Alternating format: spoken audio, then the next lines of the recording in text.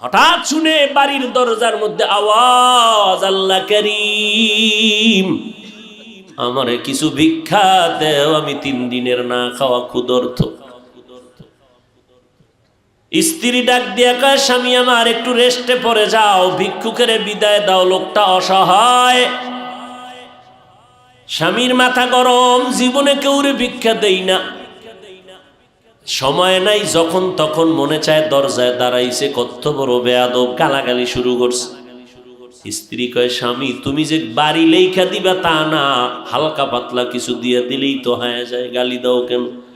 আমার আব্বা জানেরে দেখি নাই যে জীবনে কারোরে গালি দিছে এবং কটু কথা বলছে, এবং জীবনে আমার বাবাই কোনো ভিক্ষুকের খালি ফিরায় নাই। আমি তার সন্তান, আমার কষ্ট লাগে ভিক্ষুকের খালি ফিরাইয়া দিতে।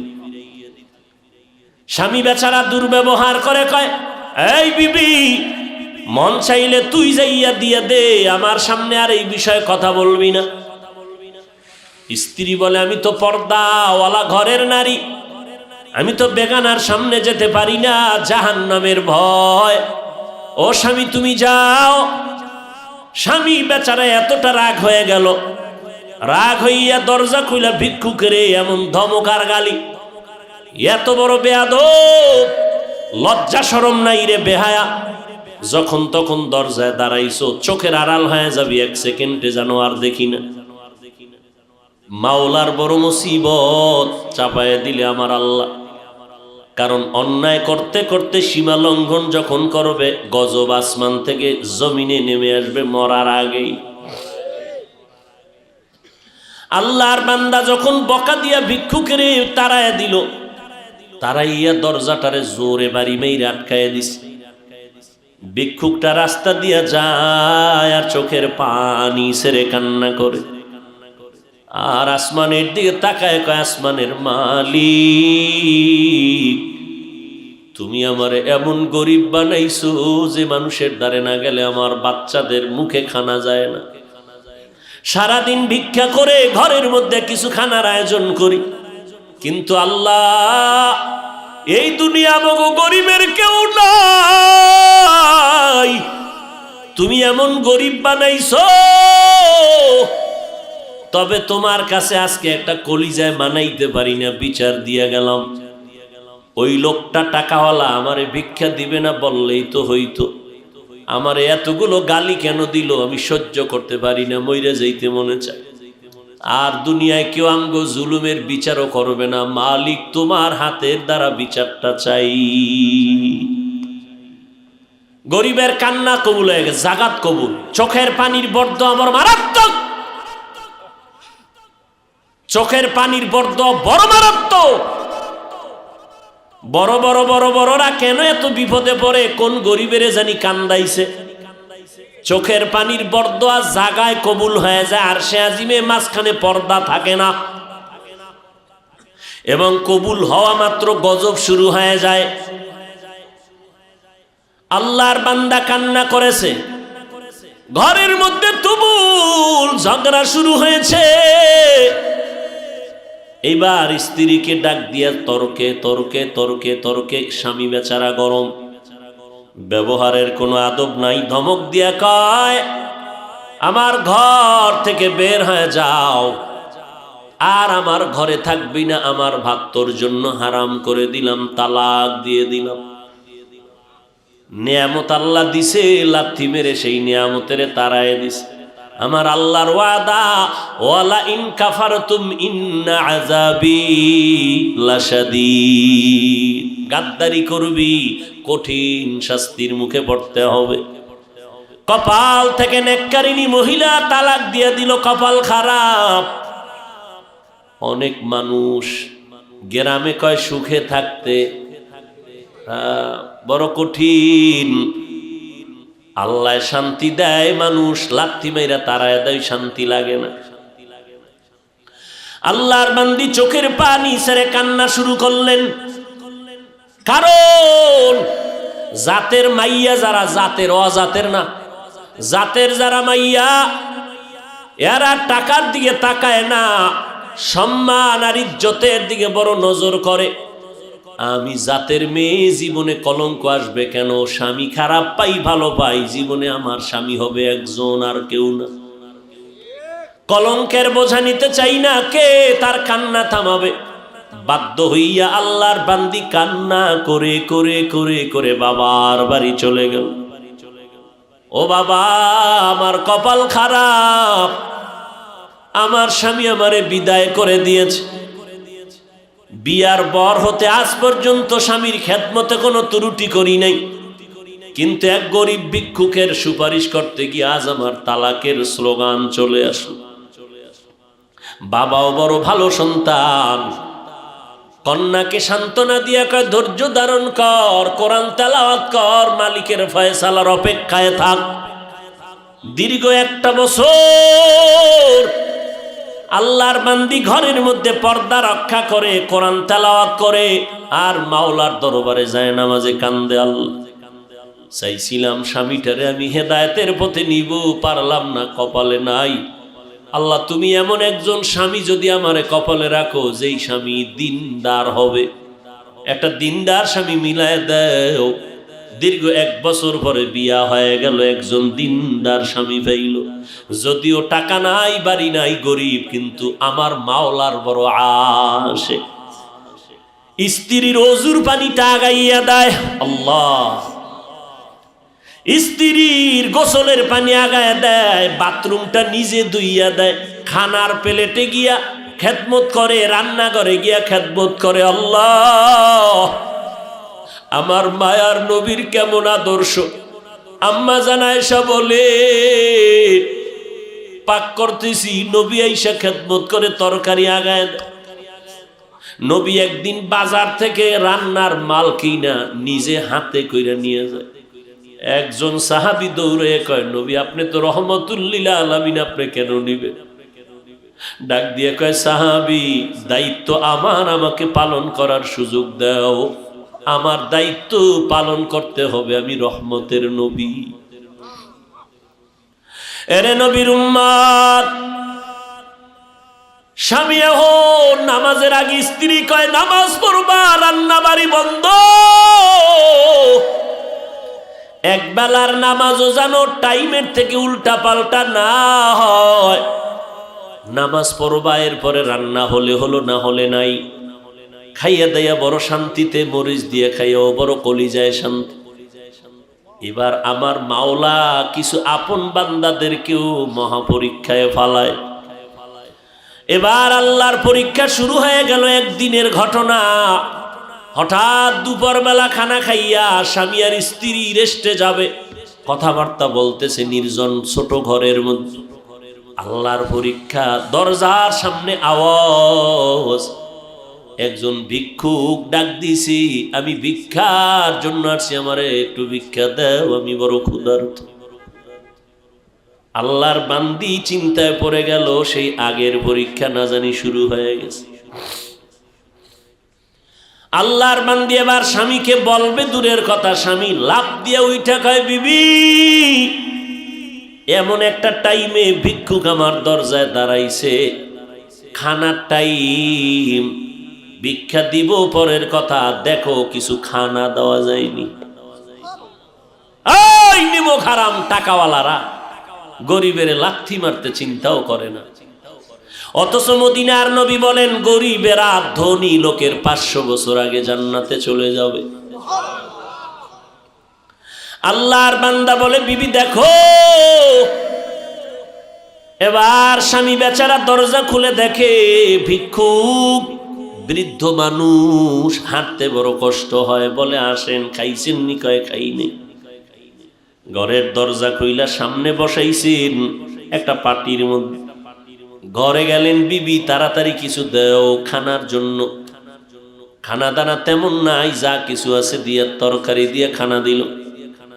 আল্লাহর বান্দা খানা দিলেন। ভিক্ষুক ঘরের সামনে বসে বসে খানা খায়। হঠাৎ ঘরের মধ্যে আল্লাহর বান্দির নজর একটা পড়ে গেল ওই ভিক্ষুকের চেহারার মধ্যে। আল্লাহর বান্দি মহিলা ভিক্ষুকের চেহারায় অনিচ্ছায় নজর পড়ার পরে কেমন যেন শরীরের মধ্যে একটা কম্পন শুরু হয়ে গেল। মহিলা ঘরের মধ্যে গিয়া বালিশ চোখের সামনে নিয়ে কাপড় দিয়া চেপে কান্না করে। স্বামী ডাক দিয়ে কয়, বিবি তুমি কেন কান্না করো? বলে আল্লাহর কুদরত দেখে কান্না করি। বলে কি আল্লাহর কুদরত? বলে ও স্বামী তুমি জানো না, যেই ভিক্ষুকটারে তুমি খানা দিয়েছো ওই ভিক্ষুকটার চেহারায় আমার নজর পড়েছে।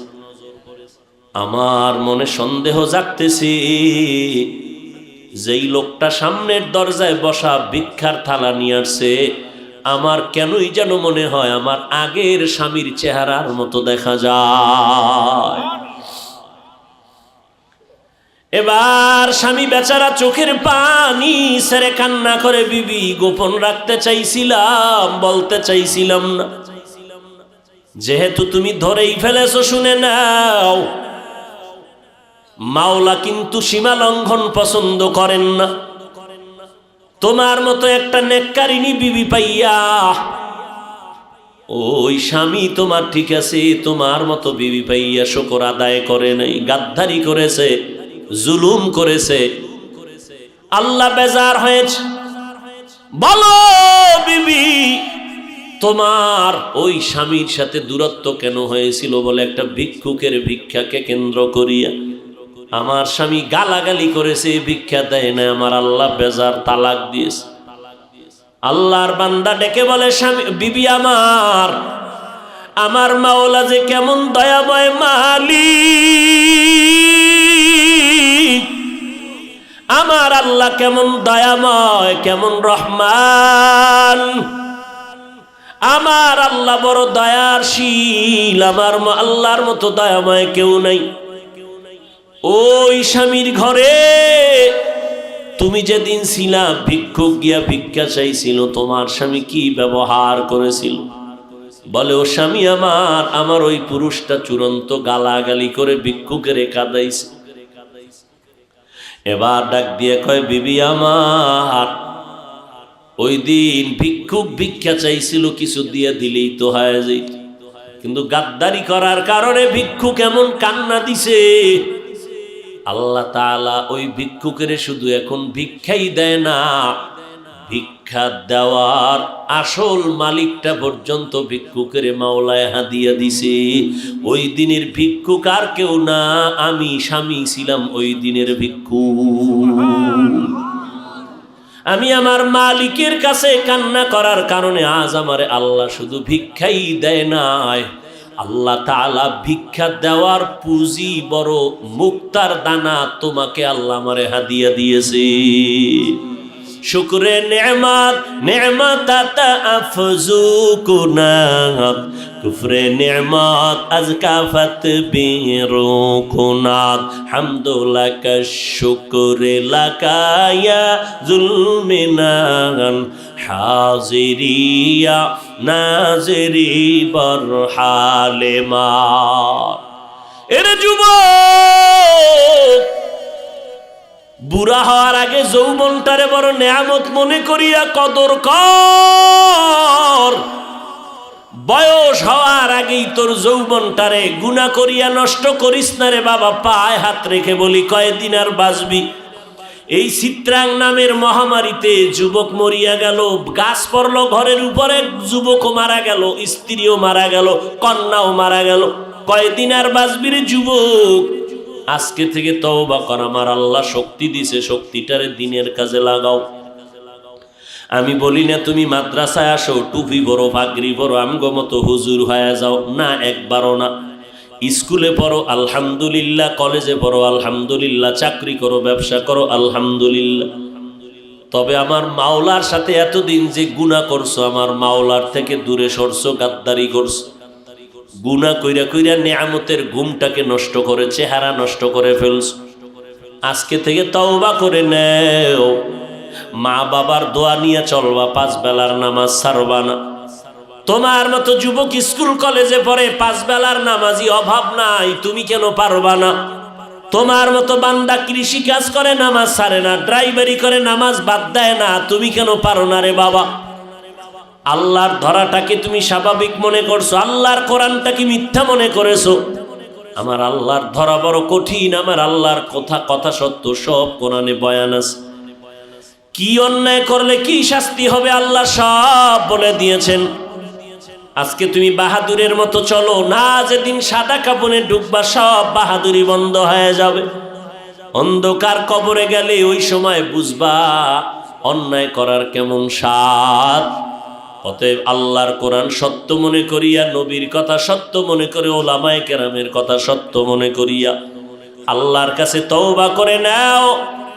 মনটাকে বুঝাও রে মন, আমার মতো যুবক জীবনে মাদ্রাসায় পড়ে না, আলিফ বা তাও জানে না, স্কুল কলেজে পড়িয়াও যদি নামাজ পড়ে আমি কেন পারি না? কপাল আমার এত কেন খারাপ? আমার মতো বান্দা যদি ড্রাইভারি করে, র্যাব, আর্মি, পুলিশ, বিডিআরের চাকরি করে, কোটি টাকার ব্যবসা করে, নামাজ পড়ে আমি কেন পারি না? এরে আম্মা জানের, আপনার মতো বহু মা এখনো এই এলাকার মধ্যে আছে, 5 বেলার নামাজ পড়ে, রাতে তাহাজ্জুদের নামাজও পড়ে, পর্দা করে, হালাল খায়, বেপর্দায় কোথাও যায় না।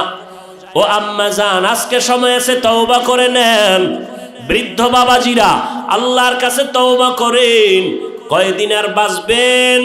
মরণের আগে তওবা করে নেন। আজকে থেকে নামাজ ছাড়বেন না, বেপর্দায় চলবেন না, দাড়ি কাটবেন না, জবানের দ্বারা গীবত শেখায়াত গালাগালি করে গুনাহগার হবেন না, হাতের দ্বারা জুলুম করবেন না, মা বাবার দোয়া নিয়ে, ওলামায়ে কেরামের পরামর্শ নিয়ে আমল করবেন, 5 বেলার নামাজ পড়বেন। গলায় ছুরি আসলে মরে যাব, তারপরও নামাজ ছাড়ব না। তবে সবার কপালে তওবা নসিব হবে না।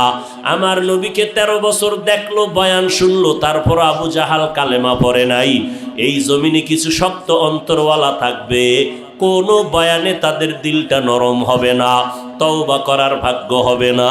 তবে 2-1 আল্লাহর বান্দা মরণের কথা স্মরণ করিয়া যদি তওবা করে, আল্লাহকে ডেকে ডেকে বলে, হে মালিক, এই ময়দানে আমার মতো গুনাহগার কেউ নাই, গুনার কারণে হাত না পাক, চোখ না পাক, জিহ্বা না পাক, অন্তর না পাক, এই অবস্থায় যদি তওবা না করিয়া কবরে যাই, ওই অন্ধকার কবরে কেউ নাই, কেউ নাই, অন্ধকারের ঘর, মাটির ঘর।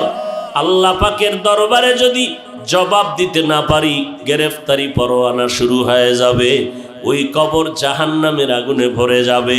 আল্লাহর কাছে তওবা করো, মরিয়া গেলে যাব, হায়াতের মালিক আল্লাহ, ইজ্জতের মালিক আল্লাহ, রিজিকের মালিক আল্লাহ। জীবনে মরলেও আর নামাজ ছাড়বো না, বেপর্দায় চলবো না, মা বাবার বিরুদ্ধে যাব না, ওলামায়ে কেরামের বিরোধিতা করব না, আহলে হক ওলামাদের পরামর্শ নিয়ে চলবো, দেশ ও জাতির বিরুদ্ধে ষড়যন্ত্র করব না। তওবা করার মতো যদি অন্তর তৈরি হয়, মুনাফিকি যদি না থাকে, খাঁটি তওবার অন্তর যাদের অন্তরে আছে, নিয়ত আছে, আল্লাহর মোহাব্বতে 2 হাত আমার আল্লাহকে দেখাইয়া দাও। আল্লাহ তওবা কবুল করে নেন। আয় আল্লাহ, তওবার উপরে মজবুত হইয়া চলার মতো তৌফিক দান করেন, আমিন। আলহামদুলিল্লাহি রাব্বিল আলামিন, ওয়াসসালাতু ওয়াসসালামু আলা সাইয়্যিদিল আমবিয়াই ওয়াল মুরসালিন ওয়া আলা আলিহি ওয়া আসহাবিহি আজমাইন।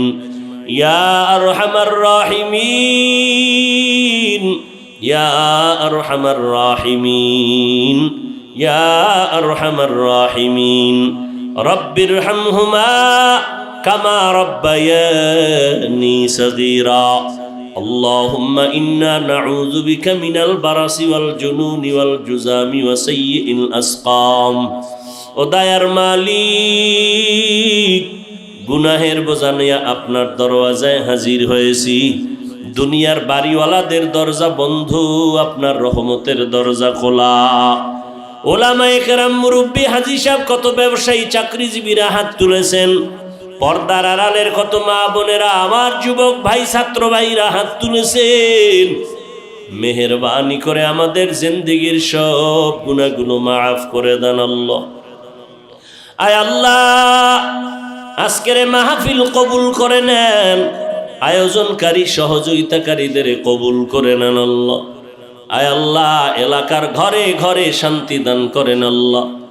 মা বোনদের আবেদা পর্দানিশী বানায় দেন, সন্তানগুলো নেককার বানায় দেন, সারা দুনিয়ার মানুষগুলো মাফ করে দেন, মহামারী থেকে মুক্ত করে দেন আল্লাহ। বাংলাদেশ শান্তির দেশ বানায় দেন, প্রশাসনিকভাবে যারা কাজ করে দিনের খাদেম বানায় দেন, সরকার থেকে সকল জনপ্রতিনিধিদেরকে দিনের খাদেম বানায় দেন। আয় আল্লাহ, ব্যবসা যারা করে, চাকরি করে, কামাই রুজিতে হালাল ভাবে বরকত বাড়ায় দেন, হারাম থেকে হেফাজত করেন আল্লাহ। অভাব দূর করেন, ঋণ আদায়ের ব্যবস্থা করে দেন। আয় আল্লাহ, সমস্ত মাদ্রাসাগুলো কবুল করে নেন, মসজিদগুলো কবুল করে নেন। আয় আল্লাহ, সমস্ত শিক্ষা প্রতিষ্ঠান নবীর আদর্শওয়ালা বানায় দেন। রব্বুল আলামিন দিলের ন্যাক আশা পূরণ করে দেন। আয় আল্লাহ, উলামায়ে আহলে হকের বিজয় দান করেন, ইসলামের ব্যানারওয়ালা দুশ্মন থেকে হেফাজত করেন, বাতিলের মোকাবেলায় বিজয় করে দেন। আয় আল্লাহ, মিথ্যা মামলায় জড়িতদের মুক্তির ব্যবস্থা করে দেন আল্লাহ। আয় আল্লাহ, ইলম হিলিম হিকমত আমলে বরকত বাড়ায় দেন, রিয়া হাসাদ কিবির দূর করে ইখলাস দান করেন, চলার পথে ইজ্জতের সাথে হেফাজত করেন। আয় আল্লাহ, সারা দুনিয়ায় নিরাপদে খেদমতের জন্য কবুল করে। কিন্তু স্ত্রী নামাজ পড়ে, ঘরের মধ্যে সবসময় ওযুর সাথে থাকে। আল্লাহর বান্দি ঘরের মধ্যে যতবার খানা পাকায়, বিনা ওযুতে পাকায় না। ঘরে থাকে, ঘুমের টাইম ছাড়া মাথার ওড়না পরে না। আল্লাহরে পাওয়া এত সহজ? বড় কঠিন রে বাবা। কয়জন আল্লাহর আশেক দাঁড়ায় বলবেন, আমার ঘরের স্ত্রী ওযু ছাড়া রান্না করে না, আমার ঘরের মহিলা মাথার কাপড় কখনো ফালায় না। এত সোজা না রে বাবা। নামাজের দ্বারাই ইবাদতে মজা লাগে না কেন? কয় বেনামাজির পাক খাইছি। মজা পাই না কেন? বেপরদাওয়ালা নারীর পাক খাইছি, ভাল লাগে না। ইমানের পয়েন্ট কমতেছে, ইমানের রুহানিয়ত কমতেছে। ও আল্লাহর বান্দা, নবীজি বলেন, যেই মহিলা ঘরের মধ্যে মাথায় কাপড় রাখে না, ওই ঘরে রিজিকের বরকত থাকে না। তার মানে নামাজ বাদ দিয়ে কাপড় পেছাও। ওই আল্লাহর বান্দি সময় মতো নামাজ পড়ে, ওই স্বামী অকৃতজ্ঞ, আল্লাহর দুশ্মন। রমজান মাস আসছে, রোজা রাখে না, স্ত্রীর কয় ভাত পাকাইয়া দে। আল্লাহর বান্দি একটা রোজাও ছাড়ে না। সপ্তাহের সোমবার দিন, বৃহস্পতিবার দিন পর্যন্ত বান্দি রোজা রাখে। এই পর্দার আড়ালের মা, মনটা কি চায় না একজন আলেমের মা হয়ে কবরে যাবেন? আপনার সন্তান আপনার জানাজার ইমামতি করবে, আপনার সন্তানের পেছনে মানুষ দৌড়াইবে, দোয়ার জন্য লাইনে দাঁড়াবে। এরে আম্মা জান, কয়দিন আর স্বামীর টাকা নিয়ে মার্কেটে বাহাদুরের মতো ঘুরবেন, বেগানার মতো ঘুরবেন? সাদা কাফনের যেদিন প্যাকেট হয়ে যাবেন, ওই দিন টের পাইবেন সন্তান কই গেল, টাকা পয়সা কই গেল। আল্লাহর বান্দি রোজা রাখিয়াও স্বামীর আদেশ, স্বামীরে রান্না করে খাওয়াইতে হবে।